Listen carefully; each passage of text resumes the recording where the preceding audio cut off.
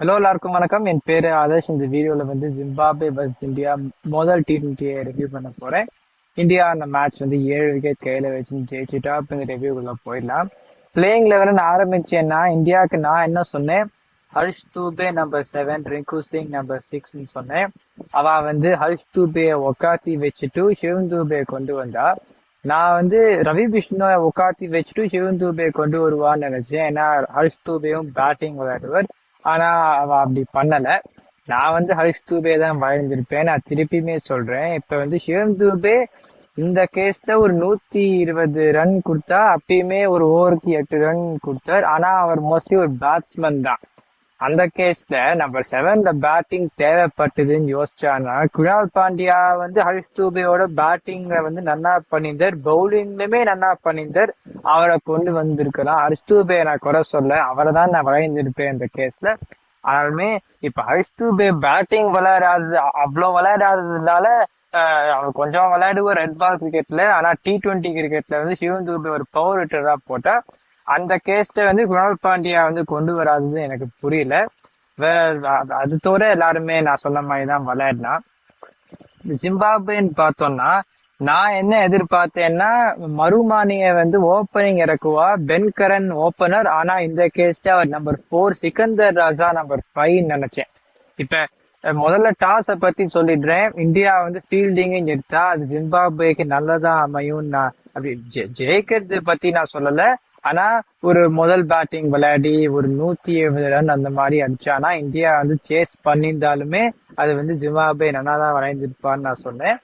அந்த கேஸ்ல பென்கரன் நம்பர் 4ன்னு சொன்னேன், சிக்கந்தர் ரசா நம்பர் 5. இப்ப 2 விக்கெட் சீக்கிரமா போனதுனால சிக்கந்தர் ரசா 4வது ஓவருக்குள்ளேயே இறங்கிட்டார். அவர் நம்பர் 4 கிடையாது எனக்கு பொறுத்த வரைக்கும்.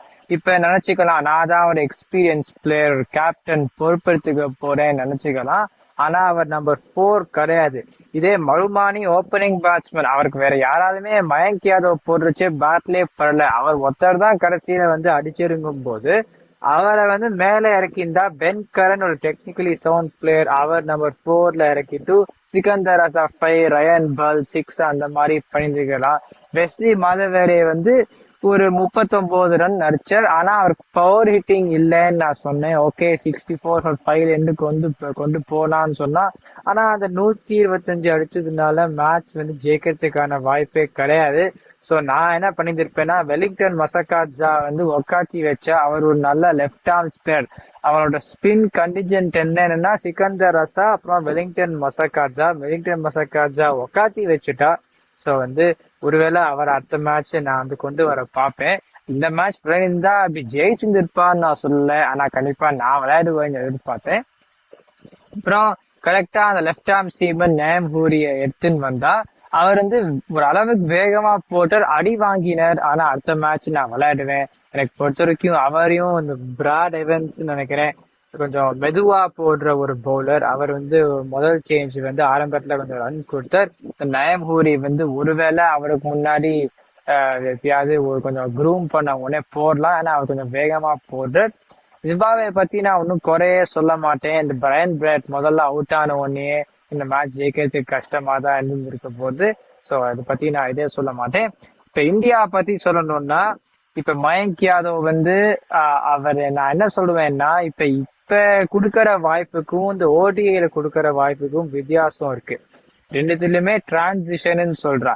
இப்ப மயங்க் யாதவ் அவர் இருக்கிறதே என்ன பிரச்சனைனா, அவரோட பவுலிங் ஆக்ஷன் ஒரு இன்ஜுரி ப்ரோன் ஆக்ஷன். இந்த சீரீஸ்க்கு அப்புறமா அவர் எப்ப விளையாட போறதுங்கிறதே தெரியாது. ஆனா விளையாடினா நன்னா பண்ண மாட்டாராங்கிற கேள்வி, நன்னா பண்ணுவாரா நன்னா பண்ண மாட்டாராங்கிற கேள்விங்கிறது இல்ல. இப்ப மயங்க் யாதவ் ஆக்ஷனை சரி பண்ணி கொண்டு வந்தானா அந்த வளர்த்து விடுற ஃபேஸ் அதெல்லாம் இருக்கவே இருக்காது. ஏன்னா சில சமயம் கொஞ்சம் லெங்த் மட்டும் அட்ஜஸ்ட் பண்ணா அவர் இருக்கிற வித்தம் இப்ப போடுற பவுலிங்னு பார்த்தா அவ்வளவு அட்வைஸ் பண்றதுக்கெல்லாம் ஒரு அவசியமே இல்லை. இதே ஓடிஐ டீம்ல பார்த்தோம்னா நல்ல பவுலர்ஸை கொண்டு வந்திருக்கா. ஆனா அந்த வேர்ல்ட் கப்புக்கு ஒரு வருஷம் தான் இருக்கு. அந்த ஒரு வருஷம்குள்ள அவளை வளர்த்து விட்டுட்டு அப்புறம் புவனேஸ்வர் குமார், முகமது ஷமி இவாள்லாம் சீன்ல இருந்து ஒதுக்கிட்டா. சோ எனக்கு பொறுத்த வரைக்கும் மயங்க் யாதவ் வாய்ப்பு கொடுக்கறதுக்கும் ஓடிஐ சீரீஸ் நம்ம பார்த்த போலர்ஸ்க்கும் வித்தியாசம் இருக்கு. மயங்க் யாதவோட போலிங் ஆக்ஷன் மட்டும் சரி பண்ணா பெருசா அட்வைஸ் எல்லாம் பண்ண வேண்டாம். லெங்க் தான் சில சமயம் அட்ஜஸ்ட் பண்ணி போட சொல்லணும். ஆனா வேற எல்லாருமே அவ சில மேட்ச் நல்லா போட்டாலுமே இன்னும் கொஞ்சம் வளர்ச்சி ஊட்டத்துக்கு இருக்கு.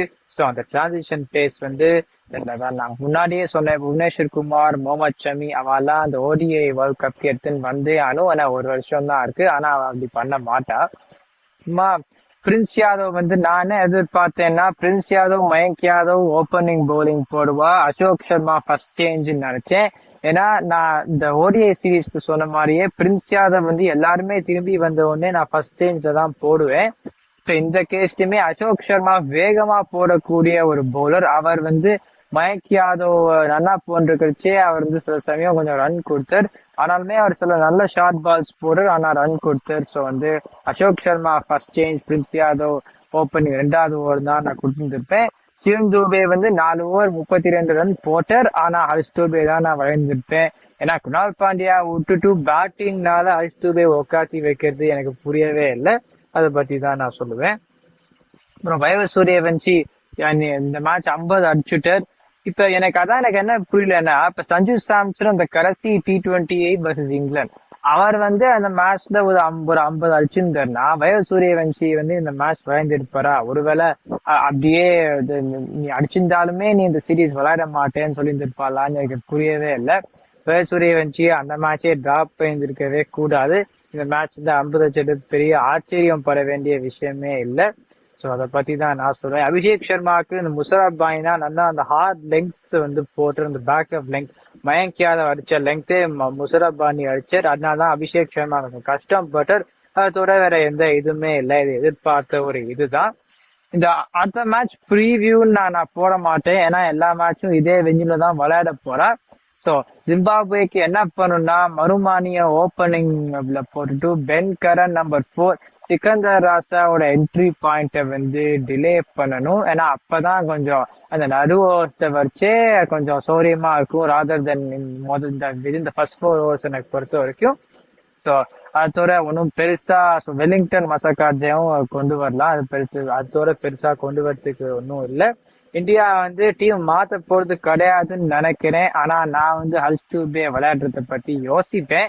ஏன்னா நம்பர் 7ல சிவம் தூபே பேட்டிங் விளையாடுவாருன்னு நினைச்சு பார்த்தா, இப்ப ஹர்ஷ் தூபே ஒரு ஸ்பின் போலிங் ஆல்ரவுண்டர் தான் வளர்த்து விட பாக்குறா. ஸோ அவருக்கும் பேட்டிங் வாய்ப்பு கொடுக்கலாம். ஸோ அதை நான் சொல்லுவேன். பார்க்கலாம். வீடியோ என்ஜாய் பண்ணுங்க, லைக் பண்ணுங்க, சப்ஸ்கிரைப் பண்ணுங்க.